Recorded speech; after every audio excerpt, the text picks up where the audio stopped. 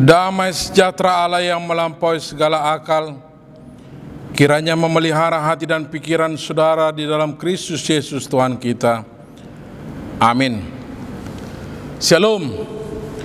Saudara yang dikasihi oleh Tuhan, firman Tuhan pada minggu hari ini, minggu ke-11 setelah Trinitatis, dari surat Rasul Paulus kepada jemaat Korintus yang pertama, pasal 6 ayat 12 hingga ayat 20. 1 Korintus 6 ayat 12 hingga 20. Mari kita persiapkan Alkitab kita sambut firman Tuhan. Saya akan bacakan buat kita semua. Nasihat terhadap percabulan.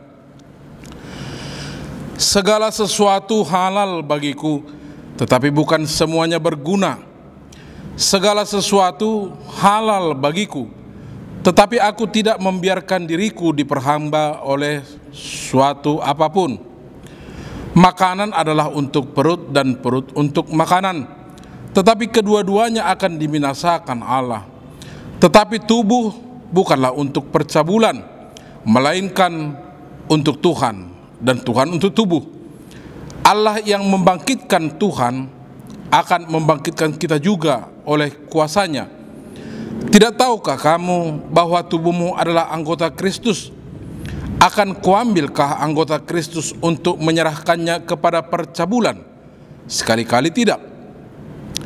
Atau tidak tahukah kamu bahwa siapa yang mengikatkan dirinya pada perempuan cabul menjadi satu tubuh dengan dia? Sebab demikianlah kata Nats, keduanya akan menjadi satu daging. Tetapi siapa yang mengikatkan dirinya pada Tuhan menjadi satu roh dengan dia. Jauhkanlah dirimu dari percabulan.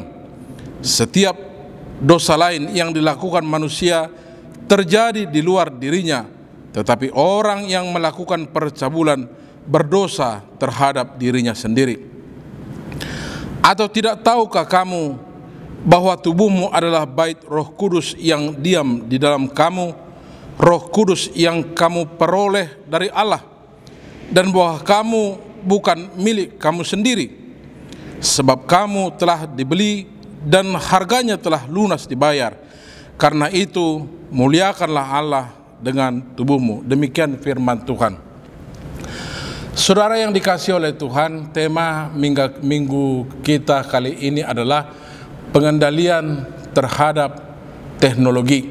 Dari kalimat itu sudah bisa kita pahami, sesungguhnya tidak ada yang salah dengan teknologi. Kalaupun ada yang salah adalah karena kita kurang mengendalikan diri terhadap teknologi. Dan bukankah teknologi itu sesungguhnya adalah pemberian atau anugerah Tuhan kepada manusia? Dalam kitab Kejadian pasal 1 ayat 28 jelas di sana dikatakan bahwa Allah berfirman kepada manusia itu, beranak cuculah dan bertambah banyaklah, penuhilah bumi dan taklukanlah itu, kuasailah ikan-ikan di laut, burung-burung di udara, dan semua yang menjalar di bumi ini. Artinya saudaraku yang dikasihi oleh Tuhan, Allah telah memberikan perintah kepada manusia itu untuk menguasai seluruh ciptaan. Tetapi pertanyaannya, bagaimana manusia yang diberikan kuasa untuk memerintah itu bisa memerintah dengan baik kalau dia sendiri tidak punya kemampuan atau keahlian? Karena itu kita harus yakin dan percaya apapun keahlian kemampuan yang ada dalam diri manusia itu murni adalah pemberian Tuhan semata, dan itu didukung oleh Nats Alkitab, Keluaran 35 ayat 30 sampai dengan ayat 11. Di sana dikatakan, Musa mengatakan kepada bangsa Israel bahwa Allah telah menunjuk Bezalel dan Aholiab untuk memimpin bangsa Israel untuk melakukan bermacam-macam hal dan mengaruniakan kepada mereka pengetahuan dan pengertian serta keahlian. Ada banyak kemampuan diberikan kepada mereka oleh Allah. Tetapi saudaraku, ada juga yang harus kita perhatikan. Pada Keluaran 36 ayat 1 jelas dikatakan di sana bahwa semua pemberian Tuhan itu, baik keahlian, pengetahuan dan pengertian, itu murni hanya untuk melakukan perintah Tuhan. Raja Salomo juga dalam Amsal 1 ayat 7 jelas mengingatkan bahwa dalam Amsal 1 ayat 7 itu dikatakan bahwa permulaan kepintaran takut akan Tuhan adalah permulaan pengetahuan. Itu mau mengingatkan kita sebagai orang percaya bahwa setiap pengetahuan, kepintaran, keahlian atau teknologi yang ada pada kita, kalau kita mempergunakannya, seharusnya lah kita menghormati Dia sang pemberi teknologi itu sendiri dalam kehidupan kita. Saudaraku, Albert Einstein juga pernah berkata bahwa ilmu tanpa agama adalah buta, dan agama tanpa ilmu adalah lumpuh. Albert Einstein mau mengatakan bahwa ilmu atau pengetahuan harus seiring sejalan dengan agama atau iman. Pengetahuan dan iman harus seiring sejalan.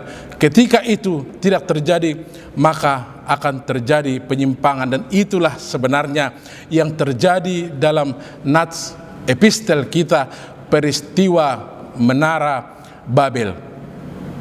Mereka manusia itu justru mempergunakan teknologi atau pengetahuan pemberian Allah itu yang seharusnya mendukung perintah Allah, tetapi justru melawan perintah Allah. Bukankah perintah Allah mengatakan penuhilah bumi ini supaya seluruh bumi ini dipenuhi oleh manusia? Mereka harus berserak, tetapi justru mereka akan mendirikan Menara Babel karena mereka satu bahasa dan tidak akan berserak karena menara itu. Itulah sebabnya Tuhan harus turun dan mengacau balaukan rencana mereka. Saudaraku, berkat pengetahuan, keahlian, pengertian itu diberikan Allah juga kepada masyarakat di Korintus. Saudaraku, masyarakat Korintus beruntung dengan situasi geografisnya. Kota Korintus adalah kota yang berada di antara dua pelabuhan. Makanya disebut Korintus itu adalah penguasa dua pelabuhan. Korintus menjadi pusat perdagangan darat dari utara hingga selatan. Begitu juga perdagangan laut dari timur sampai ke barat. Dan ini menarik bagi Rasul Paulus untuk menyebarkan Injil, karena itu dia membangun satu jemaat di Korintus selama 1,5 tahun. Dia membina jemaat itu dan kemudian dia harus meninggalkannya. Dan setelah Rasul Paulus berada di Efesus, dia mendengarkan kabar buruk dari Korintus. Kabar buruk apa? Di mana bangsa Israel, orang Korintus sudah terjadi perpecahan.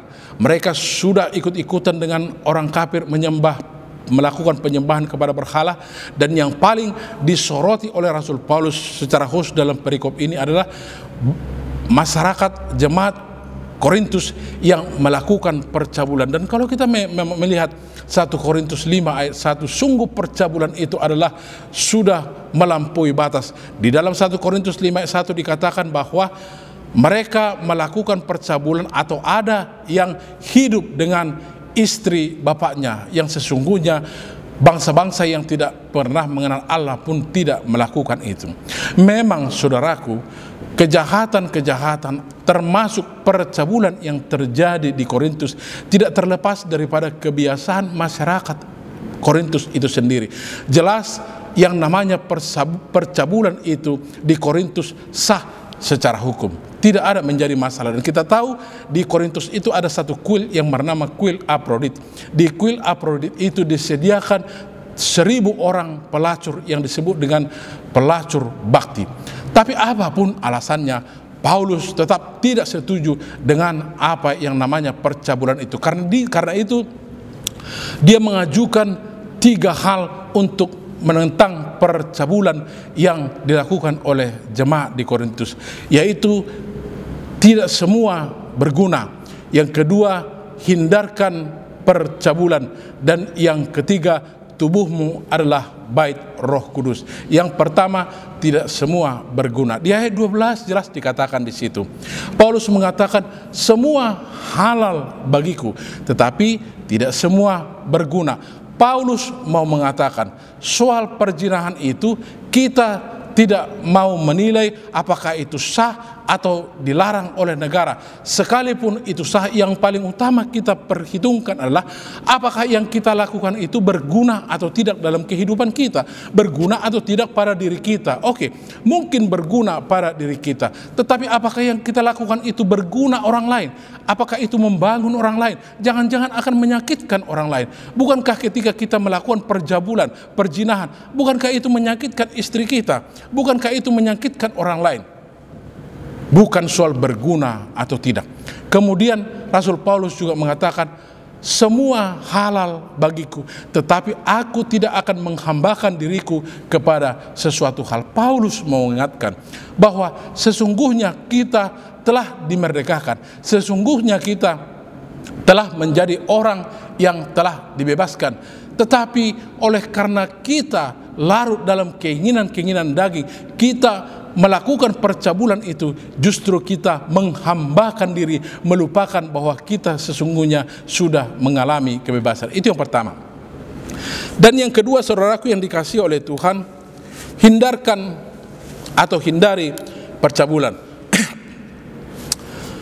Kofi Annan yang pernah 2 kali menjadi sekjen PBB, dia pernah mengatakan bahwa hidup itu pilihan, dan untuk memilih yang terbaik, Kofi Annan mengatakan Anda harus tahu siapa Anda dan apa yang Anda pertahankan atau perjuangkan. Anda harus tahu kemana dan kenapa Anda ke situ. Itu juga yang disampaikan oleh Rasul Paulus. Paulus harus mengatakan bahwa kita harus tahu sadar siapa kita. Bukankah kita yang adalah orang yang sudah ditebus oleh darah pengasihan Kristus? Di dalam penebusan itu kita sudah dipersatukan, kita sudah dikaitkan dengan Kristus. Pertanyaannya, apakah kita harus mengambil yang dipersatukan ini kemudian kita berikan kepada percabulan? Jawabnya tentu tidak. Apa yang kita pertahankan, apa yang harus kita perjuangkan? Kita adalah orang-orang yang telah ditebus. Kita ditebus bukan untuk kepentingan kita semata, tetapi untuk memuliakan Tuhan. Karena itu hal yang harus pertahankan sebagai orang ditebus oleh darah Kristus adalah kita mempertahankan diri kita untuk menjadi murid-murid yang layak dan setia di hadapan Tuhan. Kemanakah tujuanmu? Pasti jelas tujuan kita adalah surga yang kekal. Alasan kita untuk ke surga kekal, memilih ke situ adalah karena memang di sana penuh dengan damai sejahtera. Itu yang mau disampaikan oleh Rasul Paulus. Karena itu sebagai orang percaya yang sudah ditebus oleh darah Kristus, hindari dirimu dari percabulan. Dan yang ketiga, tubuhmu adalah bait Roh Kudus. Saudaraku, kita semua punya rumah. Dan kita pasti ingin rumah kita itu tetap bersih, karena kita berusaha untuk menyapu, mengepel, dan siapapun yang berusaha mengotori rumah kita, kita akan keberatan, kita akan komplain, dan bahkan mungkin kita tak segan-segan untuk mengusirnya dari rumah kita. Begitulah Tuhan Yesus juga, yang ketika rumah Bapaknya dikotori, ada orang yang melakukan jual beli di rumah Bapaknya itu, ada banyak transaksi di sana. Tuhan Yesus begitu marah kepada mereka. Paulus juga mau mengajarkan, ketika kita menerima Yesus adalah Tuhan dan Juru Selamat kita, maka Allah telah memeteraikan kita di dalam Roh Kudusnya, dan Roh Kudus itu ada di dalam diri kita. Roh Kudus itu sudah ada sekarang di dalam diri kita. Dia bersama-sama dengan kita. Kita telah menjadi rumah dari Roh Kudus itu. Karena itu Roh Kudus tidak ingin diri kita ini dicemari oleh apapun, termasuk secara khusus percabulan. Karena itu saudaraku yang dikasihi oleh Tuhan, ketiga hal ini itu dikedepankan, itu dikemukakan oleh Rasul Paulus.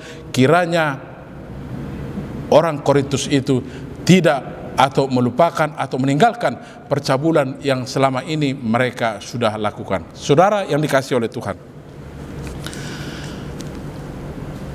mungkin kita akan bertanya,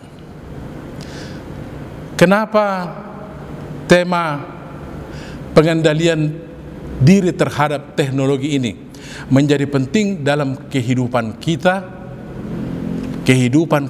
kita sehari-hari, dengan mengangkat kurangnya pengendalian diri pada peristiwa Menara Babel yang menjadi epistel kita, dan dirangkaikan nasihat tentang perzinahan yang merupakan evangelium kita. Saudaraku, di tengah-tengah dunia dengan teknologi yang begitu maju dan informasi yang terbuka saat ini, sepertinya sangat sedikit tempat yang tersisa yang tertutup bagi percabulan. Percabulan bisa terjadi kapan dan di mana saja, tanpa memperdulikan status dan golongan, mulai dari remaja sampai kepada yang tua renta. Karena itu firman Tuhan pada minggu ini mau mengajak kita. Mungkin di antara kita semua ada yang sudah terlibat di dalamnya, di dalam percabulan itu. Firman Tuhan mengatakan, tinggalkanlah. Karena firman Tuhan jelas mengatakan, bagi para pelaku percabulan tidak ada tempatnya di dalam kerajaan Allah. Dan bagi yang belum, dilarang untuk mencobanya. Saudaraku, yang terakhir kali Paulus mengatakan di sini, kamu bukan milikmu sendiri, sebab kamu telah dibeli dan lunas dibayar. Pemahaman ini juga ditekankan oleh Rasul Paulus kepada jemaat Galatia. Dalam Galatia 2 ayat 19 sampai 20 jelas dikatakan di sana, rapon Kristusi duau tersilang dara au bena mangulu nuaing Kristus do mangulu di bagasan au. Aku telah disalibkan dengan Kristus, namun aku hidup. Tetapi bukan aku sendiri lagi yang hidup, melainkan Kristus yang hidup di dalam aku. Itu juga lah yang dituangkan saudaraku dalam buku Ende nomor 476 ayat 1. Dadau guru diawe Jesus dona punau. Aku tidak berhak untuk diriku sendiri, karena aku adalah milik Kristus. Itu mau mengajarkan kepada kita, saudaraku yang dikasihi oleh Tuhan, bahwa dalam kehidupan yang sedang kita hidupi sekarang ini, bukan berarti bahwa kita bebas bertindak sebebas-bebasnya, tetapi kebebasan yang harus kita lakoni adalah kebebasan dalam Kristus. Karena itu, saudaraku yang dikasihi oleh Tuhan, kebebasan dalam Kristus itulah yang saya sebut dengan BT. BT bukan artinya menjadi bosan dan kesal, atau mungkin singkatan daripada boring total. Tetapi BT yang saya maksudkan di sini adalah bebas terkendali. Karena itu, saudaraku yang dikasihi oleh Tuhan, pada minggu ke-11 setelah Trinitatis, dengan tema pengendalian diri terhadap teknologi ini, mari nikmati kebebasan dalam Kristus. Salam BT, bebas terkendali. Tuhan Yesus memberkati. Amin. Kita berdoa. Maha besar Engkau Tuhan yang kami kenal di dalam nama anak-Mu Tuhan Yesus Kristus Juru Selamat kami. Kami sungguh bersyukur pada minggu yang berbahagia ini. Sekalipun kami masih harus tetap ibadah dari rumah, tetapi kami dapat merasakan belas kasihan Tuhan yang selalu menyertai kami, sehingga kami masih dimampukan untuk bersuka cita menjalani hari-hari kehidupan kami. Kami yakin dan percaya seluruh kebaikan yang boleh kami nikmati hingga saat ini murni hanya anugerah Tuhan saja. Terima kasih Tuhan untuk firman-Mu yang mengingatkan kami, sungguh ilmu, pengetahuan, teknologi yang Tuhan turunkan di dunia ini adalah pemberian-Mu semata. Tapi terkadang Tuhan, kami salah mempergunakannya. Bukankah teknologi itu banyak membantu kami, tetapi kami sering menyalahgunakan teknologi itu. Kami lupa bahwa terkadang apa yang kami lakukan tidak berguna dan bahkan mungkin justru tidak membangun bagi sesama kami. Karena itu biarlah firman-Mu ini menyadarkan kami supaya kami Tuhan boleh senantiasa berjalan di jalan yang Tuhan kehendaki. Terlebih Tuhan, kami menjauhkan diri kami dari percabulan dengan kesadaran sungguh tubuh kami ini adalah bait Roh Kudus-Mu. Terima kasih Bapa di sorga. Kami berdoa untuk seluruh jemaat-Mu dimanapun mereka berada, untuk setiap aktivitasnya. Biarlah Tuhan berkati, mampukan Tuhan mereka Tuhan bekerja semampu mereka, sebaik yang mereka bisa dan seturut dengan kehendak Tuhan, supaya mereka tetap dalam ucapan syukur menerima segala kebaikan Tuhan. Kami teringat Tuhan untuk semua saudara-saudara kami yang mungkin hingga saat ini harus terbaring di tempat tidur oleh karena sakit penyakit. Terlebih saudara-saudara kami yang tetap berjuang untuk menerima pemulihan daripada Engkau, berkati makanan maupun obat, kiranya akan mendatangkan kesehatan, dan pada saat-saat yang akan datang kami bisa bersuka cita sama-sama memuliakan nama-Mu di tempat kudus-Mu ini. Terima kasih Bapa untuk semua kebaikan-Mu. Terkhusus Tuhan, Engkau telah mendengarkan permohonan kami, kiranya inang kami Nyonya Silaban Boru Papahan semakin dipulihkan, semakin Tuhan berkati supaya boleh bersuka cita. Sekalipun ada penyakit yang sudah mendera, yang sudah merusak hati pikirannya, tapi kami bersyukur saat ini inang kami itu penuh bersuka cita atas penyertaan-Mu. Karena itu kami serahkan tubuh, roh dan jiwanya, kiranya Engkau yang menyertai inang kami itu. Begitu juga saudara terkasih kami Nyonya Manurung Boru Tampu Bolon di Cilegon. Kami yakin dan percaya berkat Tuhan akan selalu menyertai mereka, dan inang kami semakin dipulihkan supaya boleh Tuhan meneruskan aktivitas sepanjang hari. Terima kasih Tuhan untuk Amang Siregar Boru Huta Barat yang sudah semakin Tuhan pulihkan, dan biarlah Tuhan tambahkan yang baik dalam kehidupannya supaya bisa menerima, supaya bisa menikmati kehidupannya dengan penuh sukacita. Bapa yang baik, terima kasih untuk setiap umur panjang, ulang tahun kelahiran dan ulang tahun pernikahan. Biarlah itu menjadi nikmat sukacita buat saudara-saudara kami dan anak-anak kami, dan ajar Tuhan kami semua untuk tetap di dalam ucapan syukur, menyadari bahwa segala sesuatunya murni hanya karena anugerah Tuhan, supaya kami semakin merendahkan hati kami di hadapan-Mu. Berkatilah semua program kerja di gereja-Mu ini, sekalipun mungkin banyak yang terhambat, tapi kami yakin dan percaya Tuhan akan ajar kami untuk bisa melaksanakannya sesuai dengan kemampuan kami, untuk sukacita bagi kami dan kemuliaan bagi Tuhan. Terima kasih Bapa di sorga, Sinode Distrik Tuhan berkati bisa berjalan pada tanggal 11 hingga tanggal 13 yang lalu, dan hasil-hasil yang menjadi keputusan itu menjadi sukacita bagi kami, dan kiranya itulah yang terbaik buat kami. Dan kami ingin Sinode Godang yang akan datang direncanakan pada bulan Oktober boleh berjalan dengan baik seturut dengan kehendak Tuhan saja.